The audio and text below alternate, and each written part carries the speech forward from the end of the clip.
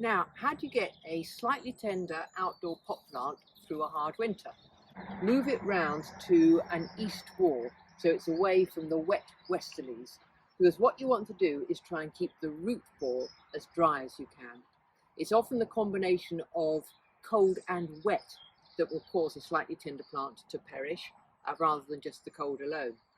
So for the same reason, I've also chopped it up onto bricks down here, so it always drains away nice and quickly when it does rain. I'm going to try and protect it a little bit more from the cold by stopping the frost settling on the top of the pot here by using one of these Coir frost protector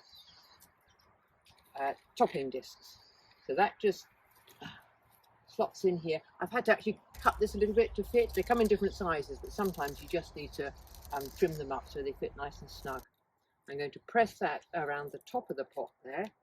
The rain will be able to come through, so it will get sort of watered, but that will just stop the frost penetrating a little bit on the top of the soil there.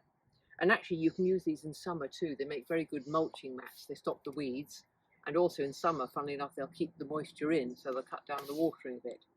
They're made of coconut matting, very resilient, sustainable. You can use them for several years actually, and then when they're done, you just put them on the compost heap. If the east wind started to blow, I would then pop, this is an evergreen plant, it's a grevillea. I would then just pop on an extra fleece over the top of here, just to protect the foliage from getting scorched by the east wind. So there you have 4 tips for getting your slightly tender pot plants through a hard winter.